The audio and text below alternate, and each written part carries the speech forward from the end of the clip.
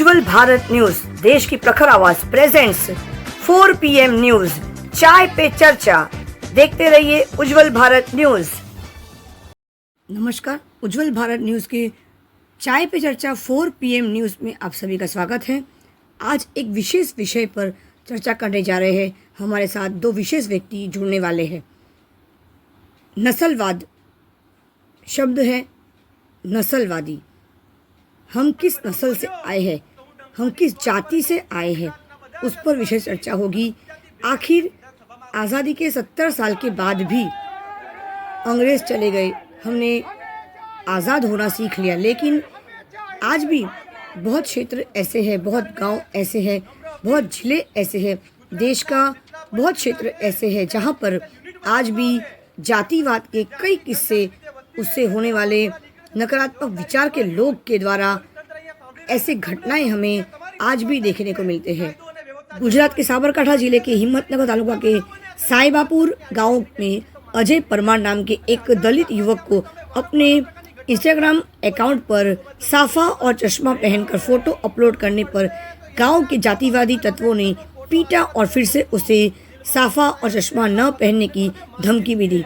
हिम्मतनगर ग्रामीण की शिकायत थाने में दर्ज की गई, जिसके विरोध में आज साबरकांठा कलेक्टर और DSP श्रीमान दलितों ने सामूहिक रूप से साफा और चश्मा पहनकर एक आवेदन दिया और सिस्टम से मांग की कि गांव के सभी दलित समुदाय के लोगों को साफा और चश्मा पहनना चाहिए।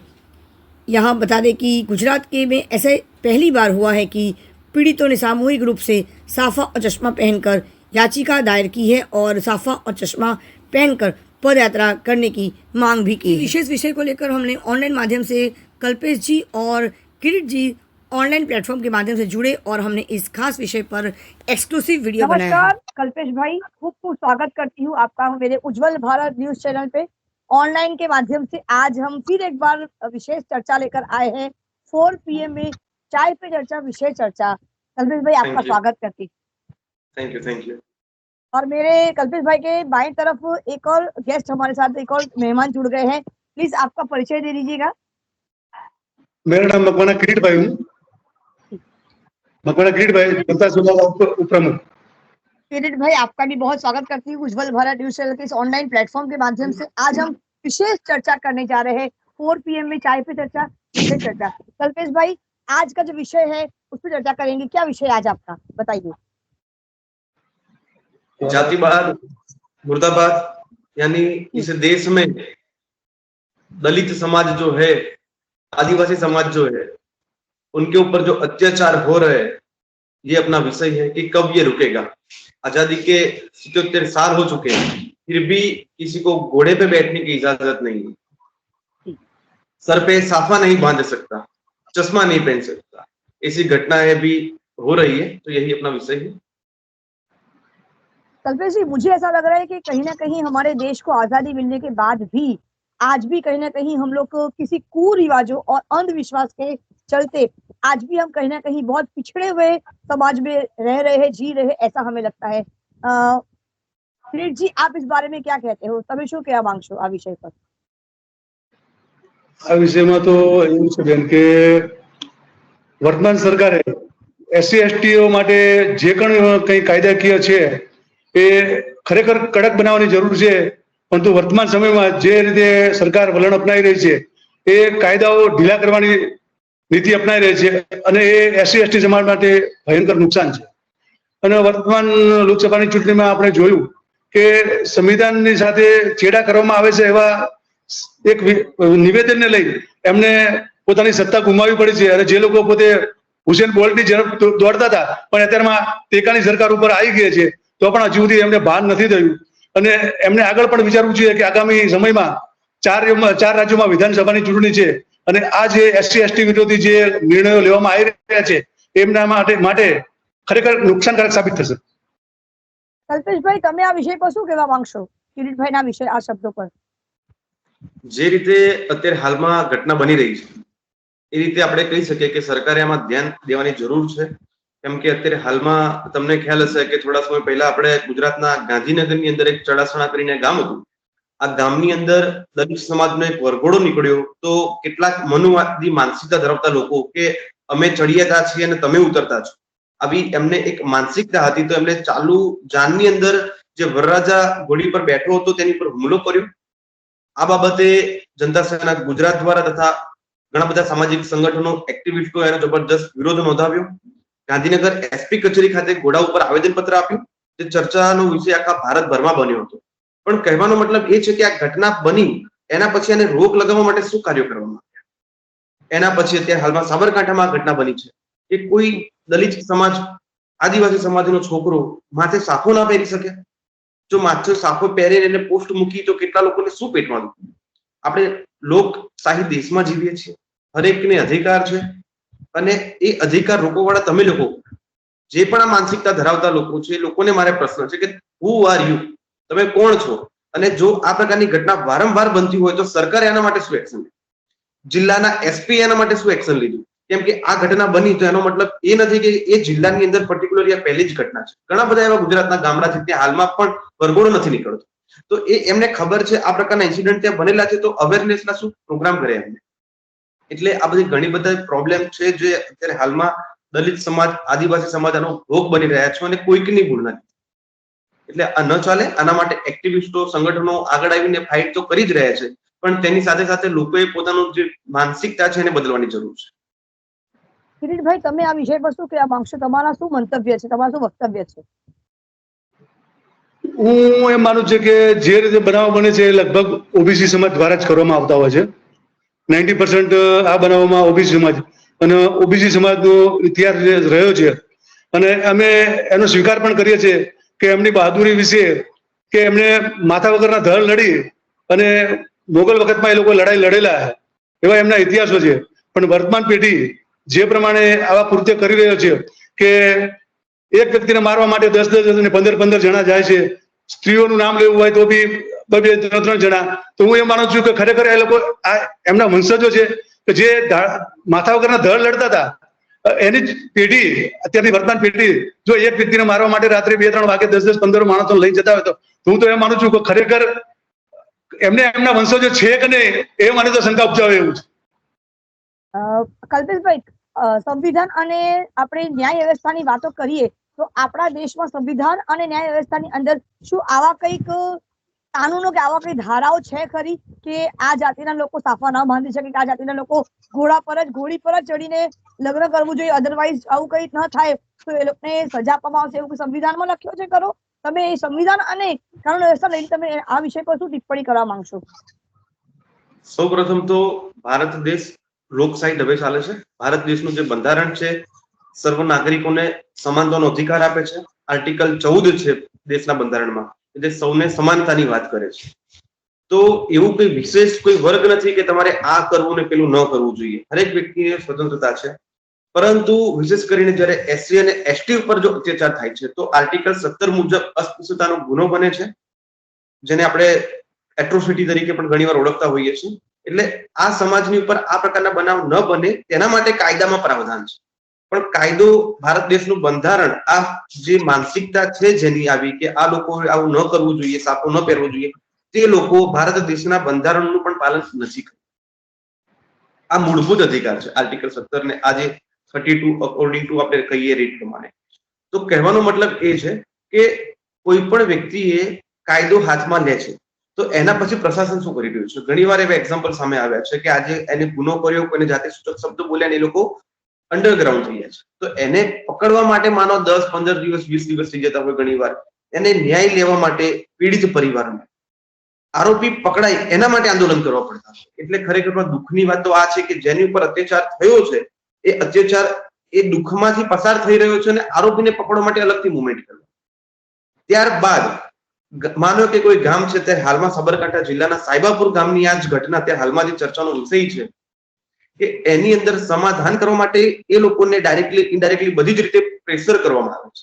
તો આનો જવાબદાર અત્યારે હાલમાં તો મેસેજ એવા પણ મળ્યા છે કે ગામની અંદર ઘણા લોકો દ્વારા ષડયંત્ર કરીને તેમને પાણી, દૂધ, આ બધી પ્રાથમિક સુવિધાઓ ના મળે તેવું ષડયંત્ર પણ કરવામાં આવી રહ્યું છે.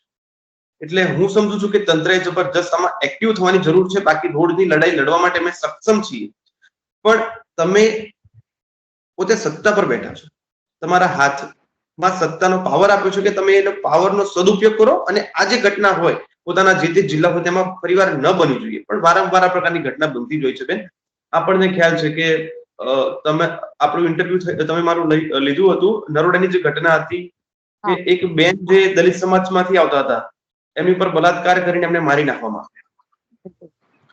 મહેસાણાના વાલમની ઘટના છે, જેને નિવસ્ત્ર કરીને એની હત્યા કરી નાખવામાં આવી, 7 દિવસ એની બોડી મળી.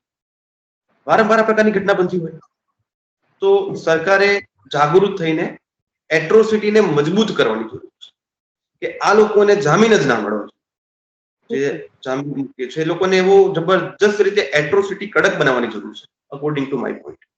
કિરીટભાઈ, તમે આ વિષય પર શું કહેવા માંગશો? આપણે કલ્પેશભાઈની ખૂબ સરસ એમનો જે વક્તવ્ય છે ખૂબ સ્ટ્રોંગ છે, ખૂબ તાકાતવર વક્તવ્ય છે અને મૂળભૂત કારણો જે એમણે કીધા છે, સામાજિક સ્તર પર આપણે જે જોઈએ છે જે રીતે ગેરરીતિમાં કામ થાય છે અને આપણા સરકારને મજબૂત થઈને એવા નિયમો, એવા કાનૂનો, એવા ન્યાયના મુજબ કાનૂનો બનવા જોઈએ, મજબૂત કાનૂનો, જેનાથી લોકોના અંદર કમસે કમ ભય તો રહે કે આ ભયના લીધે લોકો આવા હરકતો કરવાની કોઈ દિવસ વિચારવા ન કરી શકે.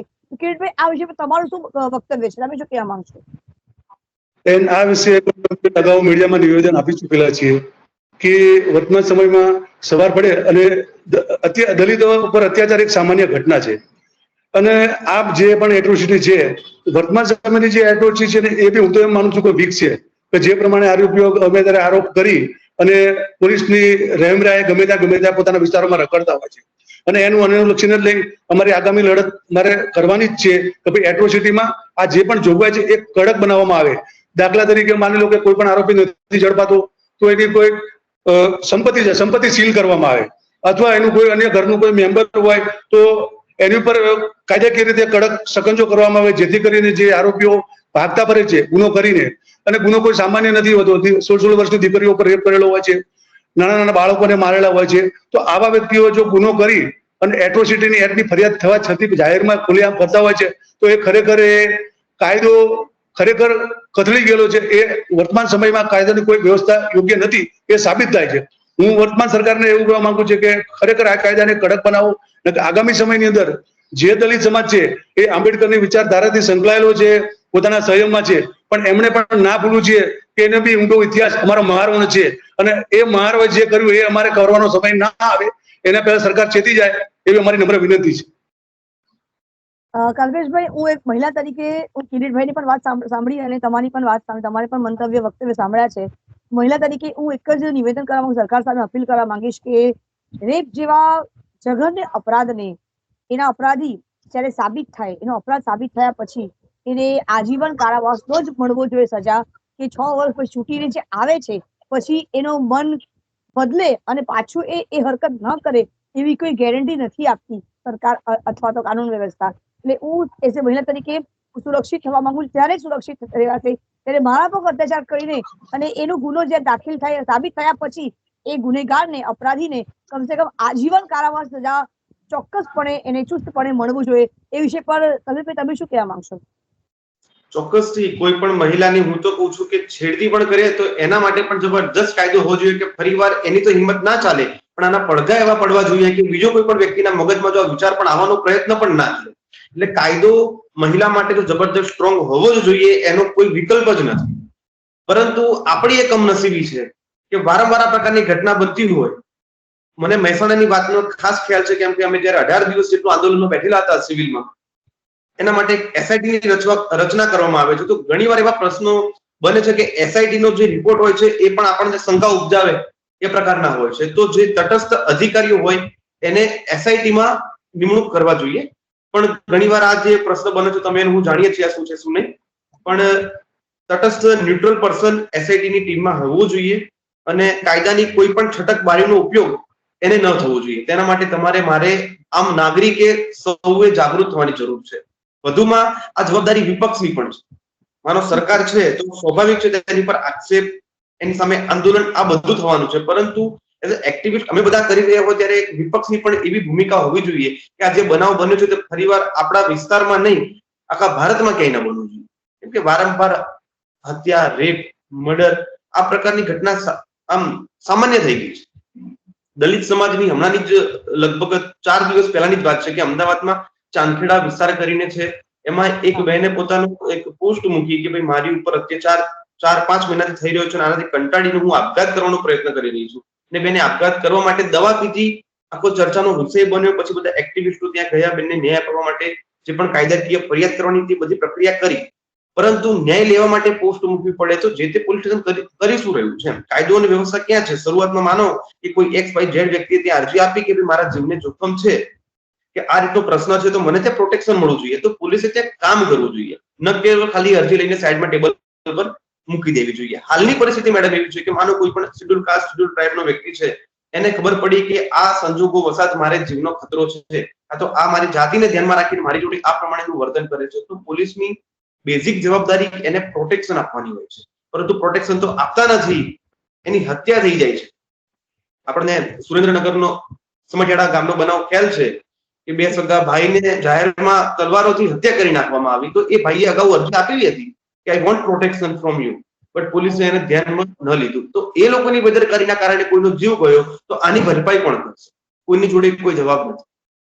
પછી એક્ટિવિસ્ટ તરીકે, ફેમિલી તરીકે બીજા બધા ભેગા થઈને બોડી નહીં સ્વીકારીએ, આંદોલન કરીશું, આરોપીને પકડવા માટે આંદોલન કરવા પડે, ન્યાય લેવા માટે આંદોલન કરવું પડે. તો હું સમજુ છું આનાથી વધારે ખરાબ કંઈ જ ન હોઈ શકે. હરેક વ્યક્તિએ ભારત દેશના બંધારણમાં જે લખેલું છે તેનું પાલન કરવું જોઈએ, અને જો પાલન નહીં કરે તો રોડની લડાઈ લડવા માટે અમે સક્ષમ છીએ, પણ એમની નૈતિક જવાબદારી તરીકે સરકારની ભૂમિકા સ્પષ્ટ હોવી જોઈએ. ન્યુટ્રલ તરીકે ચાહે કોઈ પણ XYZ વ્યક્તિ હોય, એને ટૂંક સમયમાં પકડીને એને જેલના ભેગો કરવો જોઈએ. કિરીટભાઈ અને અમારા કલ્પેશભાઈ બેઓ, તમે અમારા સાથે આટલા વિશેષ વિષય લઈને તમે બેઓ જોડાયા, અને હું આશા કરીશ કે આવા જ વિષયો લઈને અમે ફરી પાછું ભેગા થશું અને ફરી પાછું ઓનલાઈન પ્લેટફોર્મના માધ્યમથી મળીશું, કે આજે વિજ્ઞાન અને ટેકનોલોજી ખૂબ આગળ વધી રહ્યું છે. પણ મારું એક અપીલ છે, જે હું તમને પણ કહીશ કે તમે પણ અપીલ કરો કે આ ઓનલાઈન સોશિયલ મીડિયાના પ્લેટફોર્મને આવા સારા કાર્યો માટે ઉપયોગ કરો, કે ના કે ન્યૂડનેસ અને નગ્નતાને માટે તમે એનો ઉપયોગ કરો. કે અમે એક પત્રકારી શિક્ષિકા તરીકે, એક મહિલા તરીકે હું એવું અપીલ કરવા માંગુ છું કે જે રીતે અમે આ વિષય લઈને આજે ઓનલાઈન પ્લેટફોર્મના માધ્યમનો ઉપયોગ કરી રહ્યા છે, હું ઈચ્છું કે દરેક વ્યક્તિને કંઈક ને કંઈક સકારાત્મક કાર્યમાં આ પ્લેટફોર્મ અને આ મીડિયા અને સોશિયલ મીડિયાનો ઉપયોગમાં લે. તમે શું કહેવા માંગશો કલ્પેશભાઈ અને કિરીટભાઈ આ વિષય પર? ચોક્કસથી હરેક વ્યક્તિ, માનો તમે જેમ કીધું સોશિયલ મીડિયાનો પોતાને રીલ્સ બનાવીને વાયરલ કરવામાં સારી વસ્તુ છે, તમને ગમે તો તમે કરો, ઠીક છે, પણ જયારે જસ્ટિસની વાત આવતી હોય ત્યારે પબ્લિકે બહાર આવવું જોઈએ. આપણને ખ્યાલ છે નિર્ભયા જયારે કાંડ થયો, જયારે એ સાથે બન્યો નિર્ભયા સાથે, ત્યારે આખા ભારત દેશમાંથી લોકો બહાર આવ્યા હતા. તો આ પ્રકારે જયારે પણ કોઈ મહિલા જોડે અત્યાચાર થતો હોય તો હરેક વ્યક્તિએ બહાર આવવું જોઈએ, પણ મોટા ભાગે એવું જોવા નથી. રેરલી ઘણા બધા ઓછા કેસ એવો હોય છે કે પબ્લિક ખુલીને બહાર આવતી હોય છે. આપણે માનો વર્લ્ડ કપ જીત્યા તો પબ્લિક આખા દેશમાં જાહો જલાલી ઉત્સાહ એ હોવો જોઈએ, એના કરતા ડબલ હોવો જોઈએ. હું સાથે 100% સહમત છું. પરંતુ જયારે અન્યાય અને અત્યાચાર થતું હોય ત્યારે પણ બહાર આવવાની જવાબદારી એમની પોતાની છે, કારણ કે આજે કોઈકનો વારો છે તો બને ના એવું કદાચ કાલે તમારો પણ વારો હોય. અને આ વાત પર હું વિશેષ ધ્યાન દેવા માંગુ છું કે સાબરકાંઠામાં મેડમ જે પ્રકારે બનાવ બન્યો, એક વ્યક્તિએ માથે સાફો પહેર્યો, ચશ્મા પહેર્યા અને એને સોશિયલ મીડિયામાં પોસ્ટ મૂકી. તો આમાં ખોટું શું? પોસ્ટ મૂકવી એ ગુનો નથી, સાફો પહેરવો એ ગુનો નથી. અને એ વ્યક્તિએ મૂક્યું તો માનો 10 થી 15 લોકો ત્યાં આવ્યા, એને ઢોર માર માર્યો. એ મારતા મારતા જો મરી ગયો હોત તો આનો જવાબદાર એને કોણે અધિકાર આપ્યો એને મારવા માટેનો? તો કાયદો અને વ્યવસ્થાનો પ્રશ્ન અહીંયા ઉભો થાય છે કે તમારા જિલ્લાની અંદર આ પ્રકારની પહેલી ઘટના નથી. મેં જ્યાં સુધી નોંધ લીધી છે કે અગાઉ પણ આ પ્રકારની ઘટના અલગ અલગ કેસ પ્રમાણે બનતી હોય છે. તો કાયદો અને વ્યવસ્થા જાળવવાની જવાબદારી કોની છે? મોટી મોટી વાતો કરીએ છીએ, બેટી પઢાઓ બેટી બચાવો, તો એ જ બેટી ઉપર જયારે બલાત્કાર થઈ જતો હોય, 7-7 દિવસ સુધી બોડી ખેતરોમાં પડી, આરોપી 15-15 દિવસ સુધી ના પકડાતો, ક્રાઇમ બ્રાન્ચને તપાસ આપવા માટે અમારે આંદોલન કરવા પડતા. તો હું સમજુ છું આના માટે સરકારે સ્ટ્રોંગ એક્શનમાં આવવું જોઈએ, પણ એના માટે પોતાની નીતિ, ઇન્ટરનલ માનસિકતા પણ સ્પષ્ટ હોવી જોઈએ કે કોઈ પણ વ્યક્તિઓ એને છોડવા માંગે. કિરીટભાઈ, તમે આવા હવે છેલ્લા ચરણમાં આવી ગયા ઇન્ટરવ્યુ, તમે છેલ્લી શબ્દોમાં તમે શું કહેવા માંગશો કે જે રીતે વિષયો થઈ રહ્યા છે સમાજમાં, જે રીતે નકારાત્મક કાર્યો થઈ રહ્યા છે, અને જે રીતે સમાજમાં એક સાફા ચશ્મા પહેરવાથી જે રીતે ટીકા થાય છે અને એને ઢોર મારવામાં આવે છે, તો એવા આપણા દેશ આઝાદ થઈને 70-70 વર્ષથી વધારે થઈ ગયા છે, અને આપણા બંધારણમાં શું એવું કઈ કાનૂન, એવું કઈ ધારાઓ છે ખરું કે આવા જાતિના લોકોને સાફા નહીં બાંધવા? પણ વર્તમાન સમયમાં જ તમે જો યુપીની અંદર 4 પંડિતોએ દલિત દીકરી પર બળાત્કાર કરેલો છે. એટલે જો તમે જનોઈ બાંધી અને એવા ધંધા કરતા હોય તો હું એવું માનું છું કે જનોઈનો કોઈ મતલબ નથી. બિલકુલ બરોબર છે. પ્લસ કે જે લોકો મૂછો રાખવાની વાત કરે છે, સાફો બાંધવાની વાત કરે છે, હું એમ માનું છું કે માણસ વ્યવહારથી મર્દ હોય છે, બાકી મૂછો તો ઉદડા અને બિલાડી પણ રાખે છે. ખૂબ સરસ. તમે બે એટલે માણસ વ્યવહારથી મર્દ હોય છે, બાકી કોઈ જાતિનો કોઈ પણ મૂછો રાખવાનો સાફા પર કોઈ એવો હક નથી કે ના અમે જ કરી શકીએ. અને વર્તમાન સમયમાં દલિતો પણ એટલા સુખી સંપન્ન થઈ ગયા છે તો એમને કદાચ એમના ઘરે સારું ટ્રેક્ટર નહીં હોય પણ અમારા દલિત સમાજ મર્સિડીઝ બેન્ઝ લઈને ફરે છે. મેં ફક્ત એટલું જાણું છું કે આ સમાજમાં શિક્ષાથી વંચિત થયા જે લોકો છે ને, શિક્ષાથી વંચિત થયેલા શિક્ષણનો અભાવના લીધે જ આ રીતે આ નકારાત્મક કાર્ય સમાજમાં થઈ રહ્યા છે. જ્યારે આપણો સમાજ શિક્ષિત થશે, શિક્ષા એક એવું શસ્ત્ર છે અને એવું શાસ્ત્ર બી છે કે જે શિક્ષાના લીધે જ લોકો આગળ આવશે. જ્ઞાન અને શિક્ષા અને પ્રતિભા એ 3 વસ્તુ એવું છે કે જેનાથી લોકો દરેક સમાજ આગળ આવશે. દરેક સમાજના લોકોને શિક્ષિત થવાનો પૂરેપૂરો અધિકાર છે. જે સમાજ શિક્ષિત ન થઈ શકે એ સમાજમાં આવા કૃત્યો આપણને વારંવાર જોવા મળે છે. કલ્પેશભાઈ, તમે આ વિષય પર શું કહેશો? ચોક્કસથી શિક્ષણ ઉપર ભાર આપવું જોઈએ અને ફક્ત એસસી એસટી માટે નહીં, સર્વ સમાજ માટે શિક્ષા જબરજસ્ત વિષય હોવો જોઈએ, એને બઢોતરી આપવી જોઈએ. પરંતુ ઘણીવાર પ્રશ્ન કેવા બને છે કે જે પોલિસી ડિઝાઇન કોણ કરે છે, જે આઈએએસ આઈપીએસ ઓફિસરો જે હોય આઈએએસ એ લોકો પોલિસી ડિઝાઇન કરે છે, તો એમને બધાને ખબર છે. યુપીએસસી ક્લિયર કરીને કોઈ માણસ જો આઈએએસ બન્યો હોય તો એની જોડે ઇનફ નોલેજ હોય છે કે આ શું ચાલી રહ્યું છે, આના માટે નીતિ કેવી બનાવવી જોઈએ, એસસી એસટી ના આ જગ્યાએ આ ગામની અંદર આટલા બધા બનાવ છે તો એટ્રોસિટીનો કાયદો કડક હોવો જોઈએ. તો પોલીસ એ લોકો બનાવી શકે છે સારી સ્ટ્રોંગ કરવા માટે, પણ નથી બનાવી રહ્યા. એટલે ઘણીવાર એવા પ્રશ્ન બનતા હોય છે મેડમ કે વધારે શિક્ષિત વ્યક્તિઓ કાયદાને ઢીલો કરવા માટેનો પણ કામ કરતા હોય છે. કારણ કે અત્યારે હાલમાં એટ્રોસિટીની જે કલમ છે એ મજબૂત જબરજસ્ત રીતે સ્ટ્રોંગ હોવી જોઈએ, પણ એવું નથી. ક્યાંક ને ક્યાંક છટકબારીનો ઉપયોગ કરવામાં આવે છે. તો હું સમજુ છું કે જે આઈએએસ આઈપીએસ ઓફિસરો છે કે જે આ નીતિ બનાવે છે એ લોકો એટલી સ્ટ્રોંગ બનાવી હોય નીતિ કે કોઈ પણ એક્સ વાય ઝેડ રીઝનથી કોઈ પણ બચી ના શકે. આટલા દિવસમાં કમ્પલસરી છે કે ભાઈ આજે અત્યાચાર થયો તો એની હાવ એને પકડી લાવો. ઘણીવાર એવા એક્ઝામ્પલ પણ આપણી સામે આવે છે ને કે આઈપીએસ નું માનો કૂતરું ખોઈ ગયું તો આખી પોલીસ સામે લાગી હોય કૂતરાને શોધવા માટે. તો એની ત્યાં જરૂર છે નથી અલગ વિષય છે, પણ આરોપીને પકડવા માટે પોલીસ તંત્ર કામે લાગવું જોઈએ, ચાહે એ સાબરકાંઠાનો બનાવ હોય કે ગુજરાતના કોઈ પણ ગામડાનો બનાવ કે સમસ્ત ભારતના કોઈ પણ ખૂણાનો બનાવ. ખૂબ ખૂબ આભાર તમારા કલ્પેશભાઈ અને કિરીટભાઈ, બે જણા તમે જે આજે અમૂલ્ય સમય અમને ફાળવેલા છો અને ઉજ્જવલ ભારત કાર્યક્રમ જોડાયા અને એક વિશેષ વિષય લઈને ચર્ચા કરી છે. તો નેક્સ્ટ ટાઈમ બીજી વાર અમે લોકો એક વિશેષ વિષય લઈને ફરી પાછું ભેગા મળીશું. ત્યાં સુધી મને રજા આપજો. ઉજ્જવલ ભારત, દેશ કી પ્રખર આવાજ, સીમા ભટ્ટાચાર્ય. આપનો પણ ખૂબ ખૂબ આભાર કે આ પ્રકારના વિષય પબ્લિકની સામે લાવો છો અને લોકોને જાગૃત કરવામાં આપનો પણ સિંહ ફાળો છે. એ બદલ આપને પણ થેન્ક યુ સો મચ. ધન્યવાદ. કિરીટભાઈ, તમને પણ ખૂબ ખૂબ ધન્યવાદ. આભાર તમારો. કલ્પેશભાઈ, ધન્યવાદ. નમસ્કાર. Thank you. ત્યાં રસ્તામાં મને ઉભો કે જાતિ વિશે ગાળો મારી 2-3-4 લાફા માર્યા કે સારા તું સાફા ચશ્મા કઈ જ ને તું ભેગો છે, તારું કામ નથી આ, નકર તને સરગઈ મારવામાં આવશે. સાફા પહેરે તો હવે અમને જે કીધું કે તને સળગાઈ દેવામાં આવશે, ગાળો બોલી. હવે બીજી એક ખાસ વસ્તુ તમને કહું છું જેની જોડે આપણી પાસે એવિડન્સ છે. અમને ખાલી આપણને નથી કીધું કે તમે આ જાતિના પેલી જાતિના, અમને પોલીસ. જય ભીમ. હું કલ્પેશ પરમાર, પ્રમુખ જનતા સેનાથી.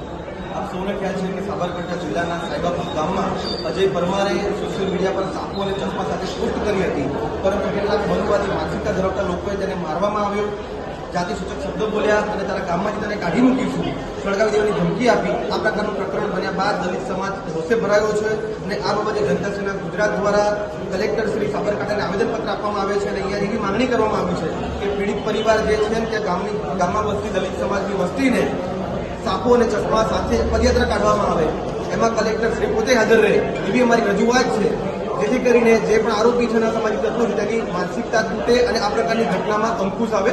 જય ભીમ.